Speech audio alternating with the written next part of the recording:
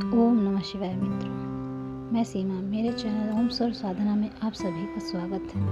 वैसे तो सभी जानते हैं कि महाशिवरात्रि भगवान शिव और माता पार्वती के विवाह की वर्षगांठ के रूप में मनाई जाती है, परंतु कई अन्य क्षेत्रों में और महाशिव पुराण में एक दूसरी कथा विख्यात है, जिसे आज हम सुनने वाले हैं।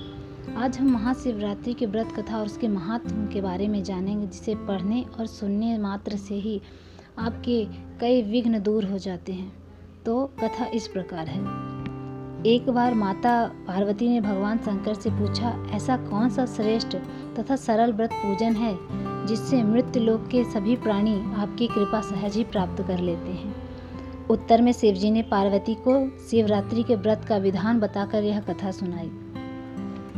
पूर्व काल में चित्रभानु नाम का एक शिकारी था। जानवरों की हत्या करके वह अपने परिवार को पालता था।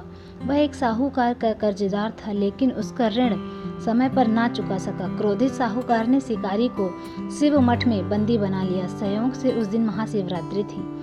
शिकारी ध्यान मग्न होकर शिव संबंधी धार्मिक बातों को सुनता रहा। चतुर्दशी को उसने शिवरात्रि व्रत की कथा भी सुनी। शाम होते ही साहूकार ने उसे अपने पास बुलाया और ऋण चुकाने के विषय में बात की। शिकारी अगले दिन सारा ऋण लौटा देने का वचन देकर बंधन से छूट गया। अपनी दिनचर्या की भांति वह जंगल में शिकार के लिए निकल गया, लेकिन दिन भर बंदी गृह में रहने के कारण भूख प्यास से व्याकुल था। शिकारी शिकार खोजता हुआ वह बहुत दूर निकल गया। जब अंधकार हो गया तो उसने विचार किया कि रात जंगल में ही बितानी पड़ेगी। वह वन में एक तालाब के किनारे एक बेल पत्र के पेड़ पर चढ़कर रात बीतने का इंतजार करने लगा। बिल्व वृक्ष के नीचे शिवलिंग था, जो बिल्व पत्रों से ढका हुआ था। शिकारी को उसका पता न चला। पड़ाव बनाते समय उसने जो टहनियाँ तोड़ी थी वे संयोग से शिवलिंग पर गिरती चली गईं।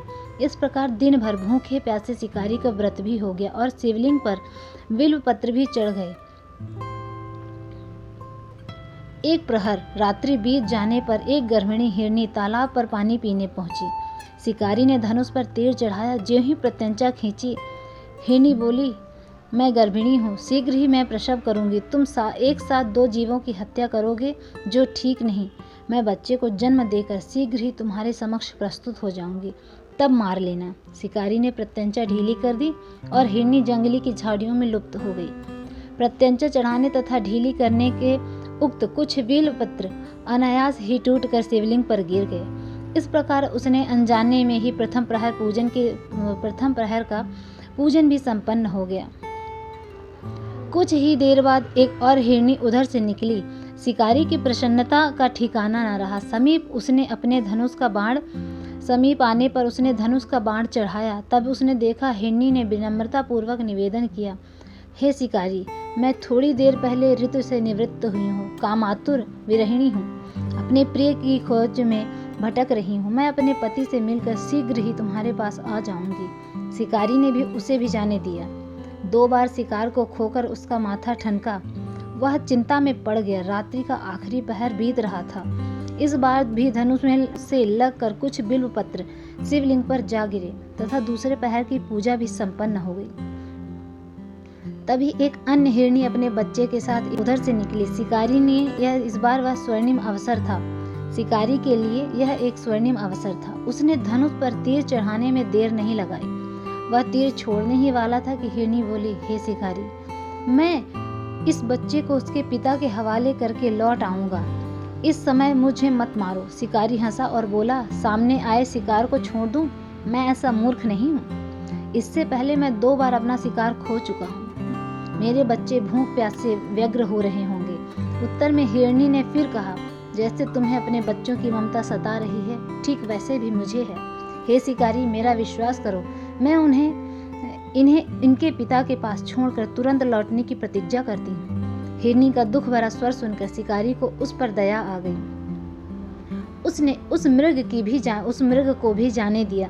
शिकारी के अभाव में तथा भूख प्यास से व्याकुल शिकारी अनजाने में ही बिल्वपत्र पर बैठा बेलपत्र को तोड़ तोड़कर नीचे फेंकता जा रहा था। पांव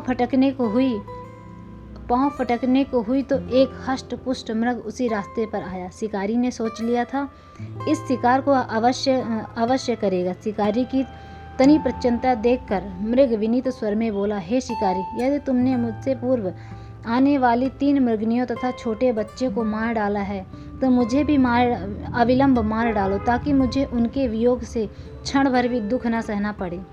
मैं उन हिरनियों का पति हूँ। यदि तुमने उन्हें जीवन दान दिया है तो मुझे भी कुछ क्षण का जीवन देने की कृपा करो। मैं उनसे मिलकर तुम्हें समक्ष उपस्थित हो जाऊंगा। मृग की बात सुनकर शिकारी के सामने पूरी रात का घटना चक्र घूमा। उसने सारी कथा मृग को सुना दी। तब मृग ने कहा, मेरी 3 पत्नियां जिस प्रकार प्रतिज्ञाबद्ध होकर गई हैं, मेरी मृत्यु से अपने धर्म का पालन नहीं कर पाएंगी। अतः जैसे तुमने उन्हें विश्वास पात्र मानकर छोड़ दिया, वैसे ही मुझे भी जाने दो। मैं उनके साथ तुम्हारे सामने शीघ्र ही उपस्थित होता हूँ। शिकारी ने उसे भी जाने दिया। इस प्रकार प्रातः हो गई। उपवास, रात्रि जागरण तथा शिवलिंग पर बेलपत्र चढ़ने से अनजाने में ही शिवरात्रि की पूजा पूर्ण हो गई। पर अनजाने में ही हुई पूजन का परिणाम उसे तत्काल मिला। शिकारी का हिंसक हृदय निर्मल हो गया। उसे भगवत भक्ति का वास हो गया। थोड़ी ही देर में वह मृग सपरिवार शिकारी के समक्ष उपस्थित हो गया ताकि वह उनका शिकार कर सके। किंतु जंगली पशुओं की ऐसी सत्यता, सात्विकता एवं सामूहिक प्रेम भावना देखकर शिकारी को बड़ी ग्लानि हुई। उसने मृग परिवार को जीवन दान दे दिया। अनजाने में शिवरात्रि के व्रत का पालन करने पर भी शिकारी को मोक्ष की प्राप्ति हुई। जब मृत्यु काल में यमदूत उसके जीव को लेने आए तो शिवगणों ने उन्हें वापस भेज दिया तथा शिकारी को शिवलोक ले गए। शिव जी की कृपा से ही उसने इस जन्म में राजा चित्रभानु अपने पिछले जन्म को याद रख पाया तथा महाशिवरात्रि के महत्व को जानकर उसका अगले जन्म में भी पालन कर रहा है। अंततः शिव कथा का यह संदेश है कि महादेव तो अनजाने में भी किए गए व्रत का भी फल देते हैं, पर वास्तविक में महादेव शिकारी की दया भाव से प्रसन्न हुए। अपने परिवार के कष्ट का ध्यान होते हुए भी शिकारी ने मृग परिवार को जाने दिया। यह करुणा ही वस्तुतः उस शिकारी को उन पंडित एवं पुजारियों से उत्कृष्ट बना देते हैं जो कि सिर्फ रात्रि जागरण, उपवास एवं दूध, दही, बेलपत्र आदि द्वारा शिव को प्रसन्न कर लेना चाहते हैं। इस कथा से सबसे महत्वपूर्ण बात यह है कि इस कथा में अनजाने में पूजन विधि में विशेष बल दिया गया है। इसका अर्थ यह नहीं है कि शिव किसी भी प्रकार से किए गए पूजन को स्वीकार कर लेते हैं अथवा भोलेनाथ जाने अनजाने में हुए पूजन में भेद नहीं कर सकते। महाशिवरात्रि पूजन विधि। शिवरात्रि से एक दिन पूर्व त्रयोदशी तिथि में शिव जी की पूजा करनी चाहिए और व्रत का संकल्प लेना चाहिए। इसके उपरांत चतुर्दशी तिथि को निराहार रहना चाहिए। महाशिवरात्रि के दिन भगवान शिव को गंगा जल चढ़ाने से विशेष पुण्य प्राप्त होता है। महाशिवरात्रि के दिन भगवान शिव की मूर्ति या शिवलिंग को पंचामृत से स्नान कराकर ओम नमः शिवाय मंत्र से पूजा करनी चाहिए। इसके बाद रात्रि के चारों प्रहर में शिव जी की पूजा करनी चाहिए और अगले दिन प्रातःकाल ब्राह्मणों को दान दक्षिणा देकर व्रत का पालन करना चाहिए। व्रत का समय प्रातःकाल से रात्रि के 4 प्रहर तक। व्रत का निधान। नित्य नैमित्य क्रिया शौच से निवृत्त के बाद व्रत को संकल्प, पूजन, हवन, शिव अभिषेक, नमक, ब्रह्मचर्य का पालन, अक्रोध, श्रद्धा, भक्ति, यानी आपको महाशिवरात्रि के व्रत के उपरांत क्रोध नहीं करना है। पूजा सामग्री। सुगंधित पुष्प, बिल्व पत्र, धतूरा, भांग, बेर, आम्र, मंजरी, जौ की बालें, तुलसी दल, मंदार पुष्प, गाय का कच्चा दूध, ईख का रस, दही, दुग्ध, देसी घी, शहद, गंगा जल, पवित्र जल, कपूर, धूप, दीप, रुई, मलयागिरी, चंदन, पंचफल, पंचमेवा, पंचरत्न, इत्र, गंधरोली, मौली, जनेऊ, पंचमिष्ठान, शिव व माँ पार्वती की श्रृंगार सामग्री, वस्त्र, भूषण, रत्न, सोना, चांदी, दक्षिणा, पूजन के बर्तन, कुशानाद व पूजा के समय मंत्र ओम नमः शिवाय का जाप मन में करते रहें श्रद्धापूर्वक। महाशिवरात्रि के व्रत में क्या खाना चाहिए? सुबह के समय फलाहार करना चाहिए। फलाहार में संतरा, खीरा या ऋतु फल आप कुछ भी ले सकते हैं।